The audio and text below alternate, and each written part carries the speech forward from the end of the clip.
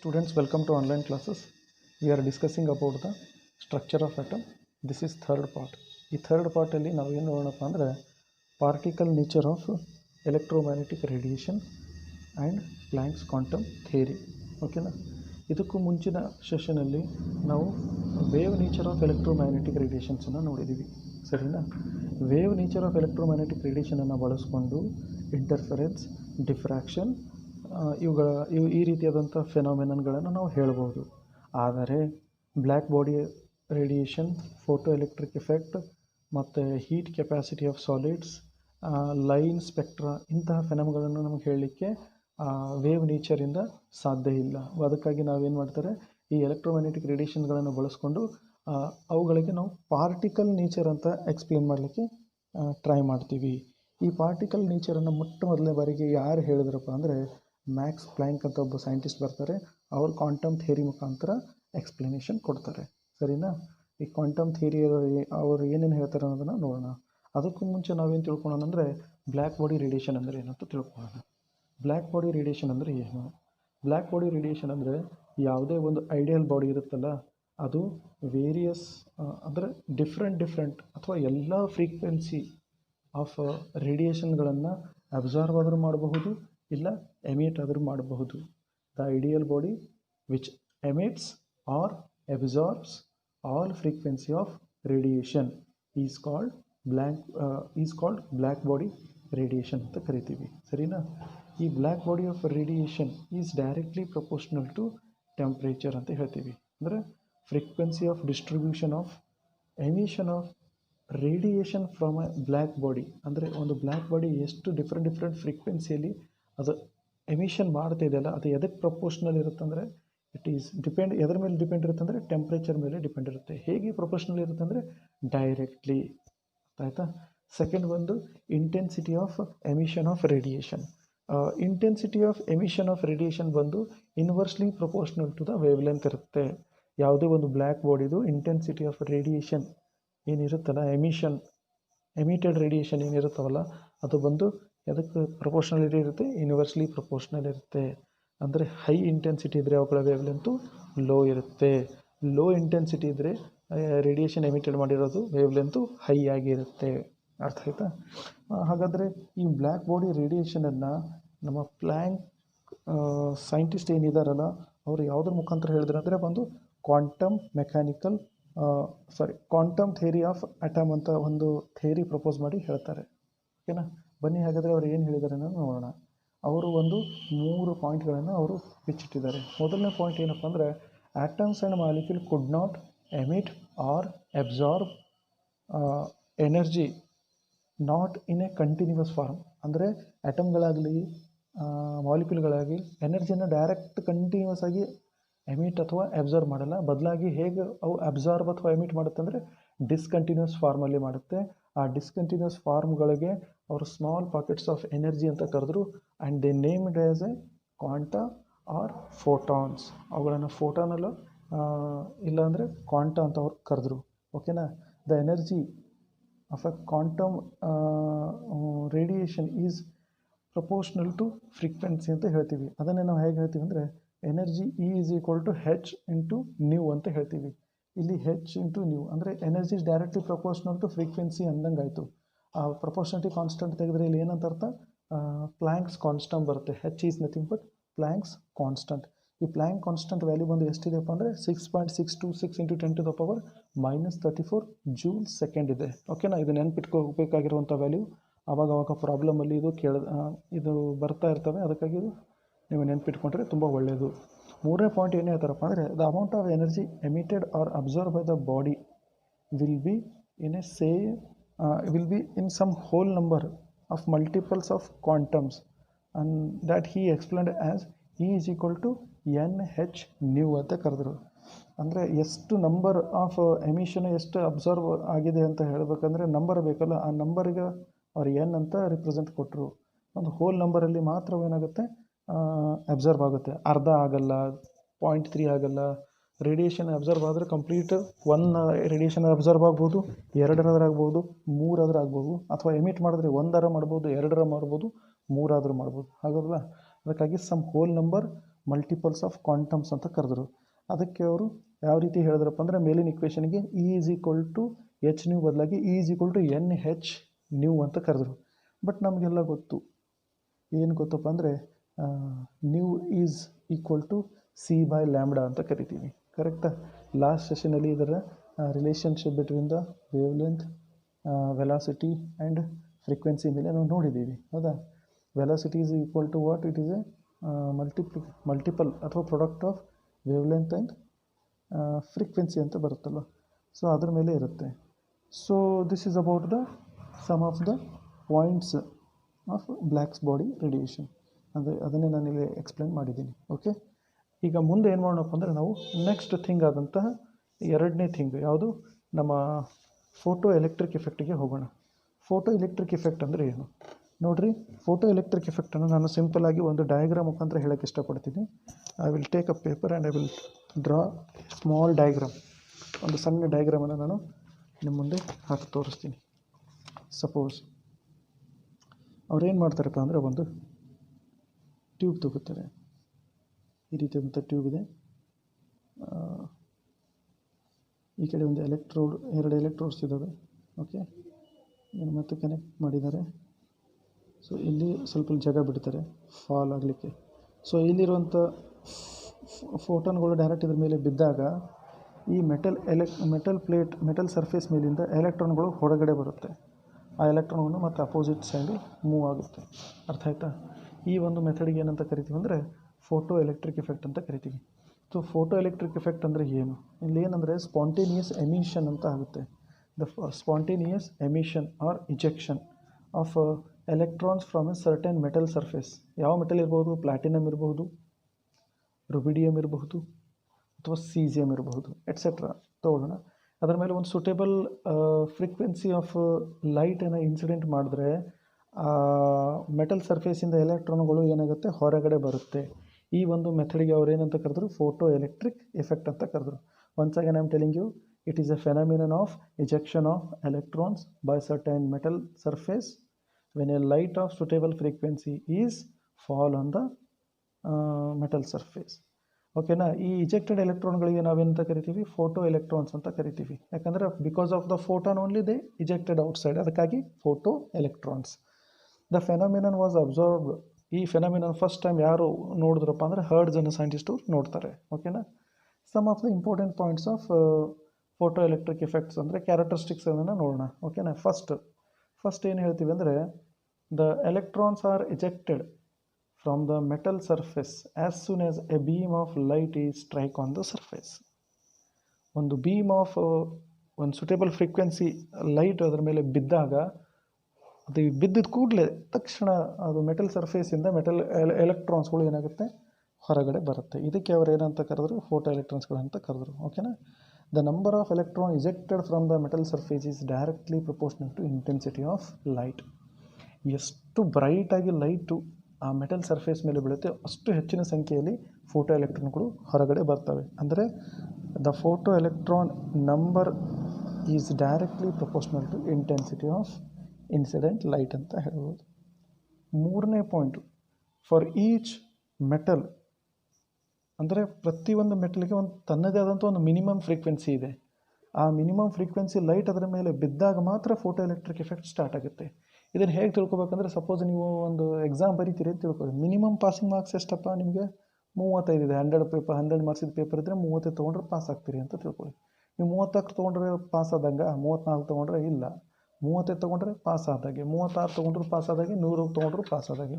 ಅದೇ ರೀತಿ ಇಲ್ಲೂ ಕೂಡ ಹಾಗೆ ಈ ಫೋಟೋ ಎಲೆಕ್ಟ್ರಾನ್ಗಳು ಪಾಸ್ ಆಗಿ ಹೊರಗಡೆ ಬರಬೇಕು ಅಂದರೆ ಮಿನಿಮಮ್ ಪಾಸಿಂಗ್ ಮಾರ್ಕ್ಸ್ ಎಷ್ಟಿದೆ ಅಂದರೆ ಇಲ್ಲಿ ಆ ಮಿನಿಮಮ್ ಪಾಸಿಂಗ್ ಮಾರ್ಕ್ಸ್ಗೆ ಅವ್ರು ಏನಂತ ಕರೆದ್ರು ಅಂದರೆ ಥ್ರೆಶೋಲ್ಡ್ ಫ್ರೀಕ್ವೆನ್ಸಿ ಅಂತ ಕರೆದ್ರು. The threshold frequency is nothing but this is the minimum amount of frequency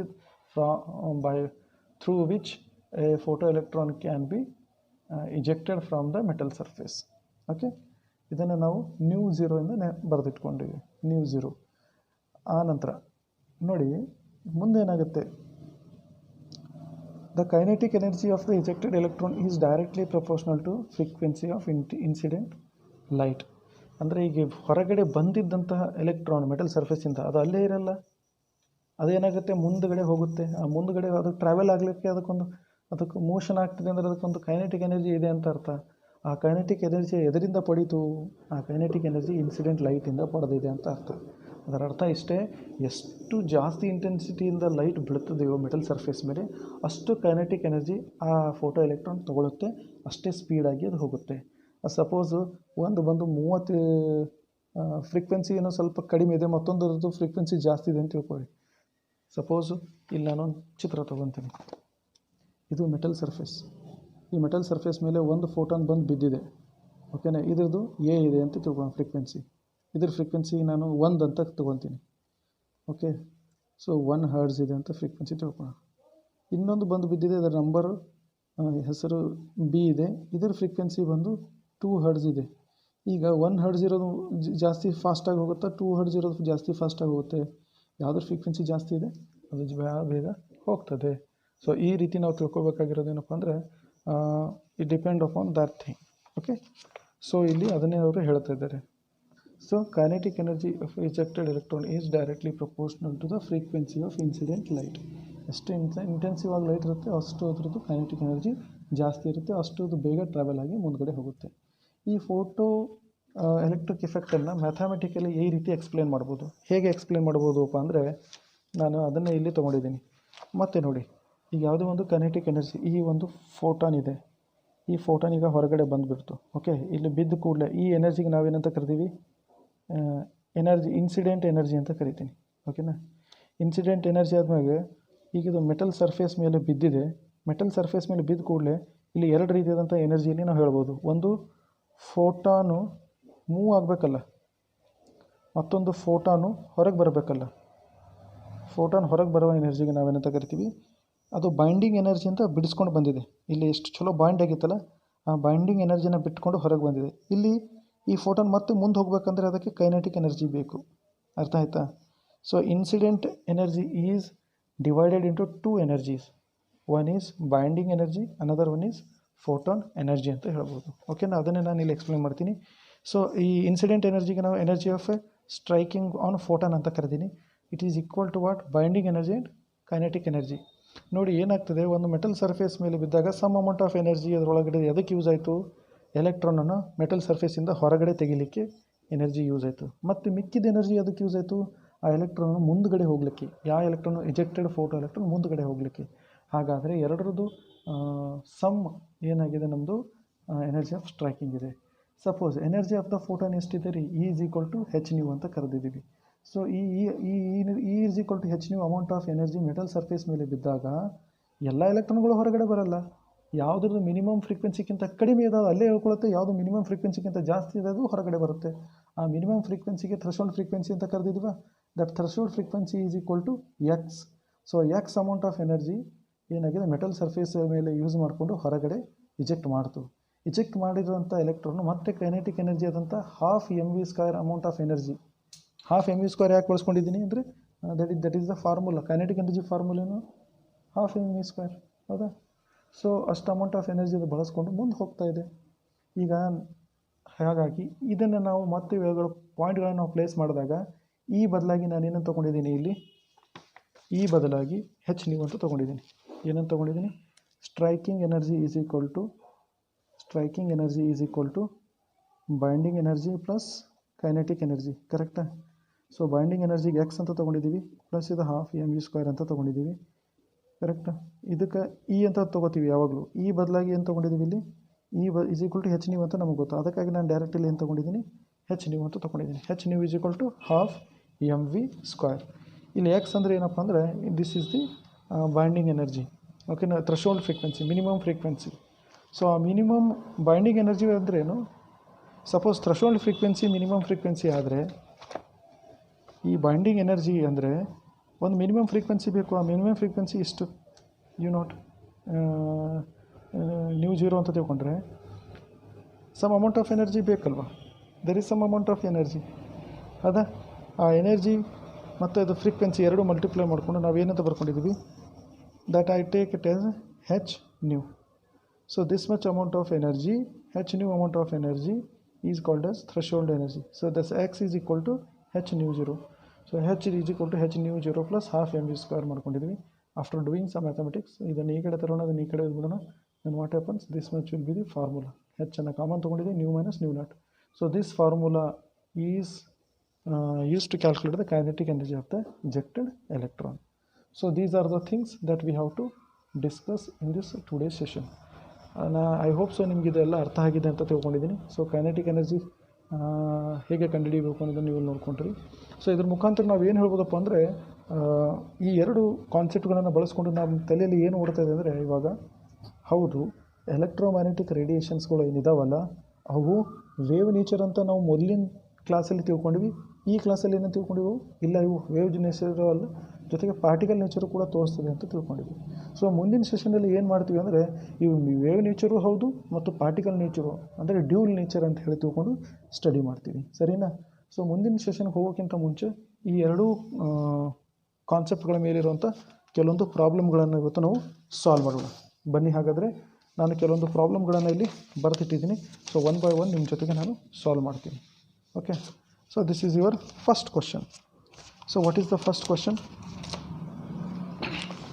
Calculate the energy of the photon. Calculate the energy of the photon. ಇಲ್ಲಿ ಏನು ಕೊಟ್ಟಿದ್ದಾನಪ್ಪ ಅಂದರೆ, energy of the photon of light having frequency 3 × 10⁻15 per second. Planck's constant is 6.63 623 ಅಂತ ಇರುತ್ತೆ, but ಇಲ್ಲಿ 63 almost ಇದು rough round figure ಮಾಡಿ ತೊಗೊಂಡಿದ್ದಾನೆ. Okay, ಬನ್ನಿ ಇವಾಗ ಇದನ್ನು ಸಾಲ್ವ್ ಹೇಗೆ ಮಾಡೋದು ಅಂತ ನೋಡೋಣ. ಸೊ ನಾನು ಮೊದಲನೇದಾಗಿ ಕ್ಯಾಲ್ಕುಲೇಟ್ ದ ಎನರ್ಜಿ ಅಂತ ಕೇಳಿದ್ದಾನೆ. So what is the formula?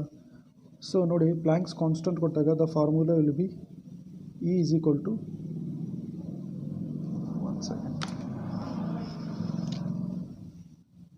E is equal to H nu ಅಂತ ಫಾರ್ಮುಲಾ ಬರುತ್ತೆ, ಕರೆಕ್ಟಾ?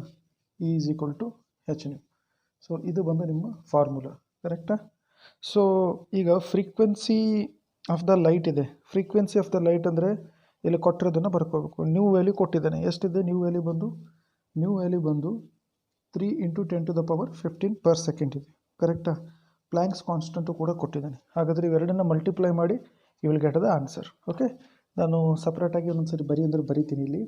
So nu will be 3 × 10⁻15 per second ಅಂದರೆ ನ್ಯೂ ಅಂತ ತಿಳ್ಕೊಳ್ಳಿ, ಅಥವಾ ಹರ್ಡ್ಸ್ ಬಂದಾಗ ನ್ಯೂ ಅಂತ ತಿಳ್ಕೊಬೇಕು, ಕರೆಕ್ಟಾ?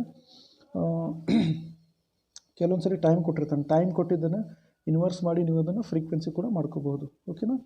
ಸೊ ಇದು ಒಂದು ಆಯಿತಾ. ಮತ್ತು ಉಳಿತಾವುದು ಹೆಚ್ ವ್ಯಾಲ್ಯೂ ಎಷ್ಟಿದೆ?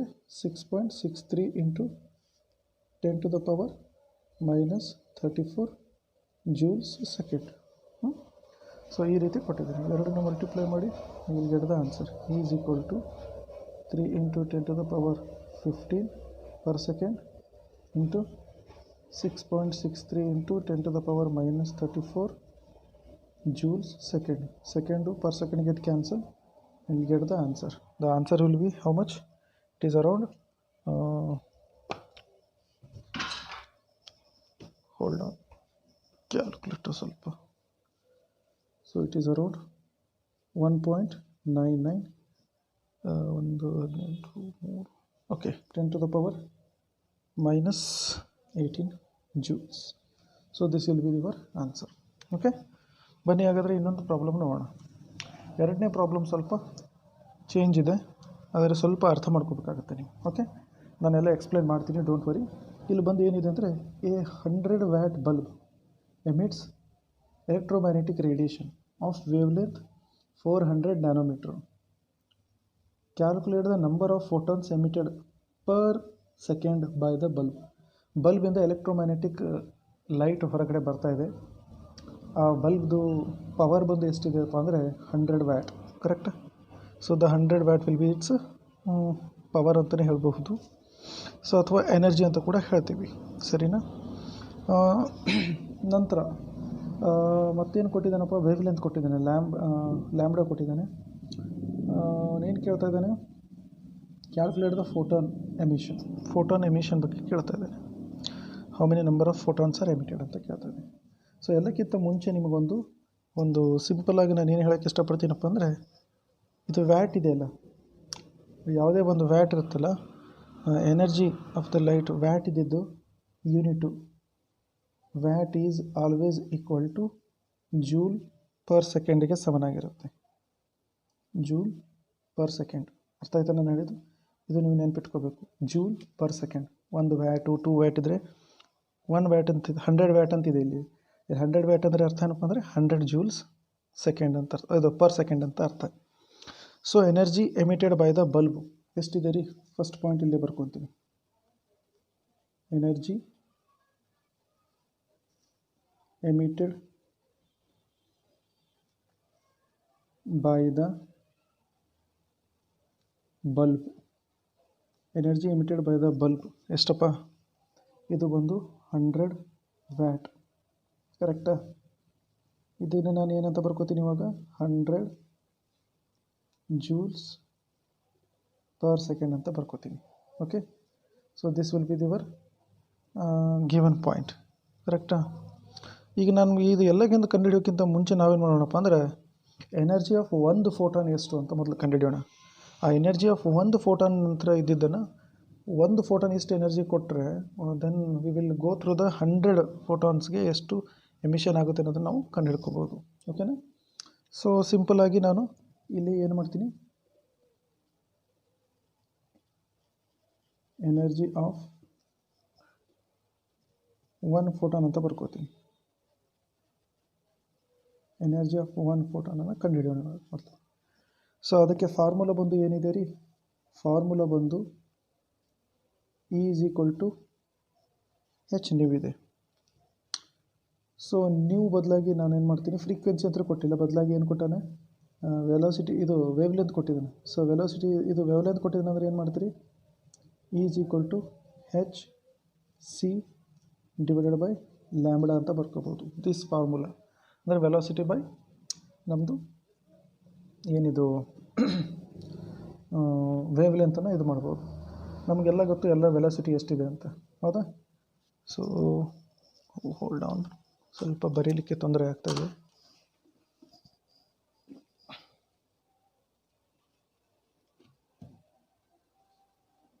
ನಾವು ಇಟ್ ವಿಲ್ ಬಿ ಪರ್ಫೆಕ್ಟ್. ಓಕೆನಾ? ಇವಾಗ ಈಗ ನೋಡಿ, ನಮಗೆಲ್ಲ ಗೊತ್ತು ಹೆಚ್ ವ್ಯಾಲ್ಯೂ ಬಂದು ಎಷ್ಟು? ಹೆಚ್ ವ್ಯಾಲ್ಯೂ ಬಂದು 6.623 ಬರ್ಕೊಂಡ್ರೆ ಬರುತ್ತೆ, ಅಥವಾ ನಿಮ್ಗೆ 63 ಬರ್ಕೋತಿರೋ, ಅಥವಾ 62 × 10⁻⁻34 joule second. Okay, this is the H value. ಆನಂತರ ಸಿ ವ್ಯಾಲ್ಯೂ ಎಲ್ಲರಿಗೂ ಗೊತ್ತು. What is the C value? C value is 3 × 10⁸ meter per second. C ವ್ಯಾಲ್ಯೂನು ಗೊತ್ತು. ಆನಂತರ ಲ್ಯಾಂಬ್ಡಾ ವೇವ್ ಲೆಂತ್ ಎಷ್ಟು ಕೊಟ್ಟಿದ್ದಾನೆ? It is around 400 nanometer. So 400 × 10⁻⁹ meter. ಕರೆಕ್ಟಾ? So ಈ ರೀತಿ ಮೂರು ವ್ಯಾಲ್ಯೂಗಳನ್ನು ನಾವು ಬರ್ಕೊಂಡಿದ್ವಿ. ಇದಂತೂ ಲೈಟ್ ಸ್ಪೀಡ್, ಆಲ್ಮೋಸ್ಟ್ ಎಲ್ಲ ಎಲೆಕ್ಟ್ರೋಮ್ಯಾಗ್ನೆಟಿಕ್ ರೇಡಿಯೇಷನ್ ಸ್ಪೀಡ್ ಎಷ್ಟಕ್ಕೆ ಸಮನಾಗಿರುತ್ತೆ? ಲೈಟ್ಗೆ ಸಮನಾಗಿರುತ್ತೆ ಅಂತ ನಾವೆಲ್ಲ ಓದಿದ್ದೀವಿ. So we just put all the value in the above formula. So E is equal to H value 6.62 × 10⁻⁻34 joule second ಒಂದಾದರೆ, ಸಿ ಬಂದು 3 × 10⁸ ಮೀಟರ್ ಪರ್ ಸೆಕೆಂಡ್. ಓಕೆನಾ? ನಂತರ ಡಿವೈಡೆಡ್ ಬೈ 400 × 10⁻⁹ ಮೀಟರ್. ಕರೆಕ್ಟಾ?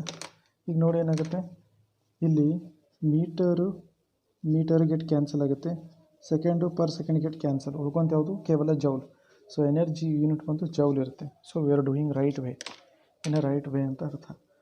So then we will go for simplification. ಇವುಗಳನ್ನೆಲ್ಲ ನೀವು calculator through simplify ಮಾಡಿದ್ರೆ the answer will be around how much?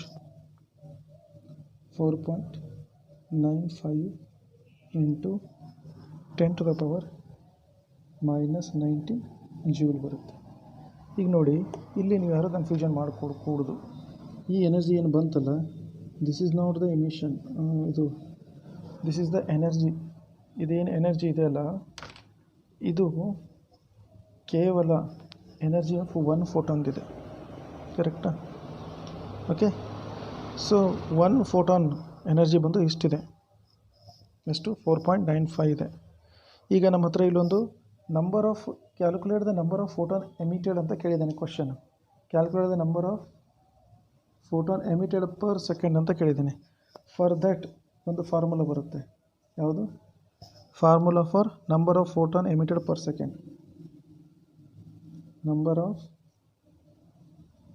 Photon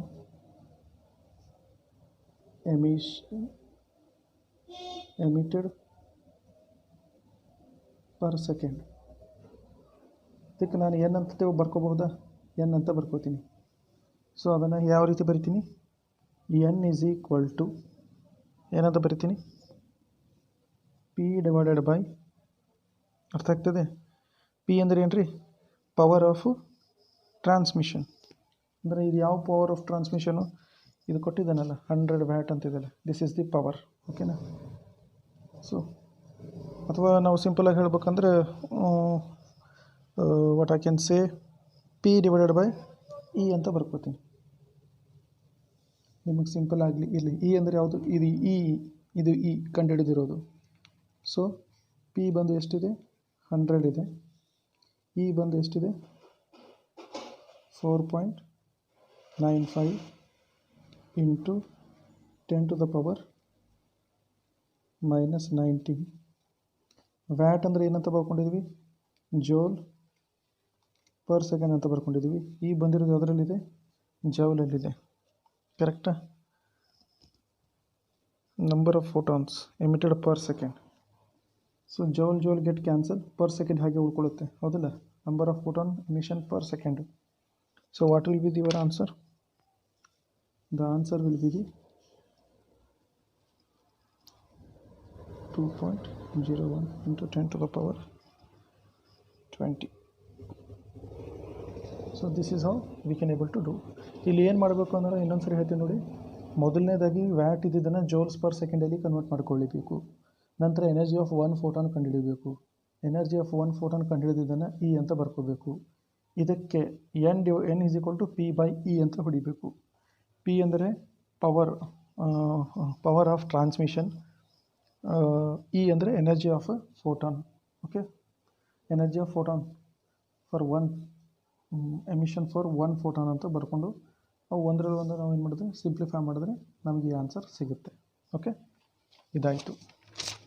ಬನ್ನಿ ಹಾಗಾದರೆ ಮೂರನೇದೊಂದು ಪ್ರಾಬ್ಲಮ್ ನೋಡೋಣ. ಇದನ್ನು ಸಿಮಿಲರ್ ಇದೆ. ಇಲ್ಲೇನು ಕೇಳಿದ್ದಾನೆ? Calculate the energy of 1 mole of photon. ನೋಡಿ, ಮೋಲ್ ಮತ್ತೆ ಮೋಲ್ ಬಂದುಬಿಡ್ತು. ಫಸ್ಟ್ ಚಾಪ್ಟರ್ ಮೋಲ್ ಅಂದರೆ ಇಲ್ಲಿ ಇದನ್ನು ಬಹಳ ಸಿಂಪ್ಲೆಸ್ಟ್ ಫಾರ್ಮಲ್ ಇದೆ. 1 mole of photon of radiation whose frequency is 5 into 10 to the power 14 hertz. ಹೌದಾ? ಫ್ರೀಕ್ವೆನ್ಸಿಯಲ್ಲಿ ಕೊಟ್ಟಿದ್ದೀನಿ. ಕರೆಕ್ಟ್. ಸೊ ಫ್ರೀಕ್ವೆನ್ಸಿ ಅಂದರೆ ಏನಂತ ಬರ್ಕೋತೀರಿ? ನ್ಯೂ ಅಂತ ಬರ್ಕೋತೀರಿ. ನ್ಯೂ ಬಂದು ಎಷ್ಟಿದೆ? ಇದು 5 into 10 to the power 14 hertz. Hertz ಅಂದರೆ ಒಂದೇ, ಪರ್ ಸೆಕೆಂಡ್ ಅಂದರೆ ಒಂದೇ. ನಾನು ಹರ್ಟ್ಸ್ ಬರ್ಕೊಳ್ಳಲ್ಲ, ಬದಲಾಗಿ ಇದರಲ್ಲಿ ಬರ್ಕೋತೀನಿ, ಪರ್ ಸೆಕೆಂಡಲ್ಲಿ ಬರ್ಕೋತೀನಿ. ಯಾಕಂದರೆ ನನಗೆ ಸಿಂಪ್ಲಿಫಿಕೇಷನ್ ಈಸಿ ಆಗಲಿ ಅಂತ. ಮತ್ತು ಅದೇ ರೀತಿ energy for 1 photon, energy for 1 photon ಅಂತ ಬರ್ಕೊಳ್ಳೋಣ. ಎನರ್ಜಿ ಫಾರ್ 1 ಫೋಟಾನ್ ಏನಿದೆ? E is equal to H nu. ಕರೆಕ್ಟಾ? E is equal to H nu ಆದರೆ ಹೆಚ್ ವ್ಯಾಲ್ಯೂ ಎಷ್ಟು? 6.626 into 10 to the power -34 joule second. ಆನಂತರ ಈ ವ್ಯಾಲ್ಯೂ ಎಷ್ಟಿದೆ ರೀ? ಈ ವ್ಯಾಲ್ಯೂ ಕಂಡುಹಿಡಿಬೇಕು. ಅದಕ್ಕೂ ಮುಂಚೆ ಮತ್ತೇನು ಕೊಟ್ಟಿದ್ದಾನೆ? ಫ್ರೀಕ್ವೆನ್ಸಿ ವ್ಯಾಲ್ಯೂ ಕೊಟ್ಟಿದ್ದಾನಲ್ಲ, ಫ್ರೀಕ್ವೆನ್ಸಿ ಬರ್ಕೊಂಡಿವಿ, ಹೆಚ್ ಬರ್ಕೊಂಡಿವಿ. E is equal to H nu. So E is equal to h ಅಂದರೆ ಎಷ್ಟು? 6.626 into 10 to the power -34 joule second into 5 into 10 to the power 14 per second. ಕರೆಕ್ಟಾ? ಈಗೇನು ಮಾಡ್ತೀರಿ? ಪರ್ ಸೆಕೆಂಡು ಗೆಟ್ ಕ್ಯಾನ್ಸಲ್, ಉಳ್ಕೊಳ್ಳೋದು ಯಾವುದು? Joule. Joule is the energy unit. So ಎರಡನ್ನು multiply ಮಾಡಿದ್ರೆ what is the answer? The answer will B the 3.313 into 10 to the power -19 joules. Okay, ಇಷ್ಟಾದ ಕೂಡಲೇ next ಏನು ಮಾಡಬೇಕು? ಅಗೇನ್ ಎನರ್ಜಿ ಆಫ್ 1 ಮೋಲ್ ಅಂತ ಕಂಡುಹಿಡಿಯಿಂದ ನಾನು. ಓಕೆನಾ? Energy of energy of 1 mole photon. Energy of 1 mole photon ಅಂದರೆ ಏನು ಬರ್ತೀರಿ, ಇದನ್ನೇನು ಮಾಡಬೇಕು, ಮಲ್ಟಿಪ್ಲೈ ಮಾಡಬೇಕು. ಅದರಿಂದ ಬಂದಿರೋ ಎನರ್ಜಿಯನ್ನು ಎನ್ ಇಂದ ಮಲ್ಟಿಪ್ಲೈ ಮಾಡಬೇಕು ಮೋಲಲ್ಲಿ. ಸೊ ಸಿಂಪಲ್, ನಿಮಗೆ ತಿಳಿಲಿಲ್ಲ ಸಲಕ್ಕೆ ಬರ್ದಿದ್ದೀನಿ, ಹಾಗೆ ಮಾಡುವ. ಈಗ ಇಲ್ಲಿ ಬರ್ಕೊಂಬ 3.313 × 10⁻⁻19 ಜೂಲ್. 1 ಮೋಲ್ ಅಂದರೆ ಎಷ್ಟಿರ್ತೀರಿ value, 1 mole 6.022 × 10⁻23. So that will be your answer. Multiply ಮಾಡಿ. What is the answer? The answer is around 199.5 kilojoule per mole.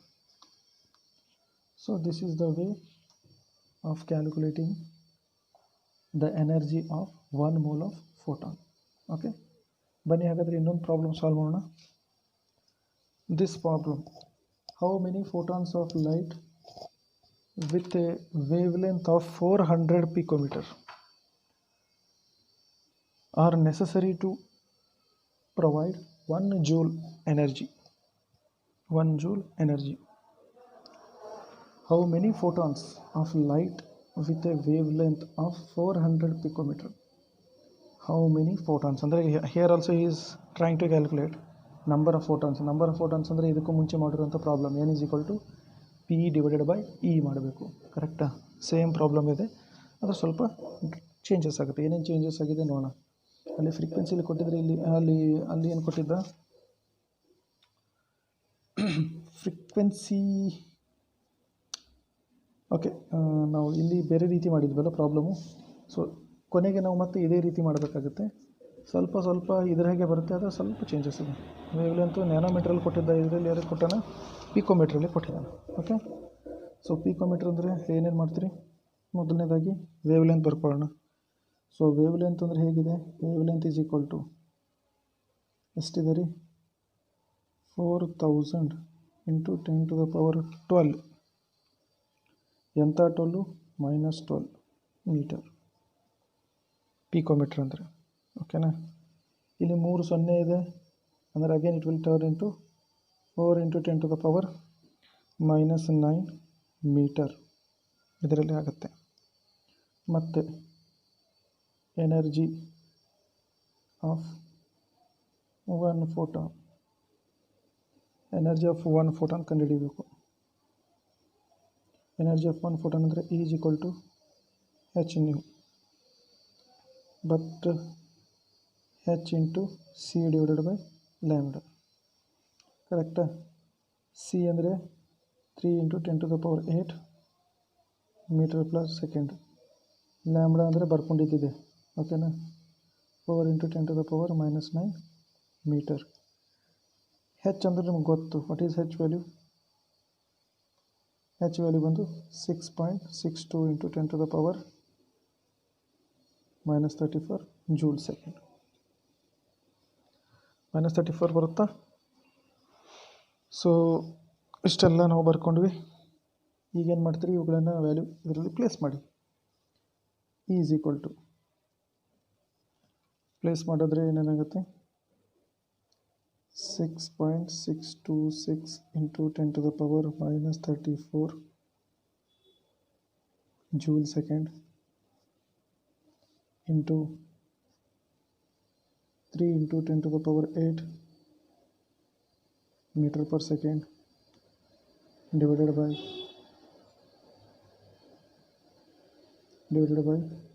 Lambda value 4 × 10⁻⁹ metre. So meter get cancel, second per second get cancel, energy form is joule. ಎಲ್ಲವನ್ನು ನಾವು simplify ಮಾಡಿ by using calculator, the answer will be around 4.97 × 10⁻⁻17 joules. ಮತ್ತೆ number of photons providing 1 joule.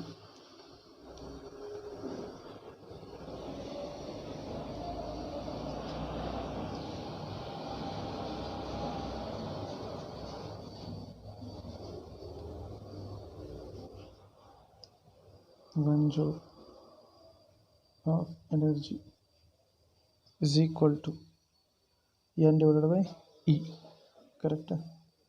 N divided by ಇದು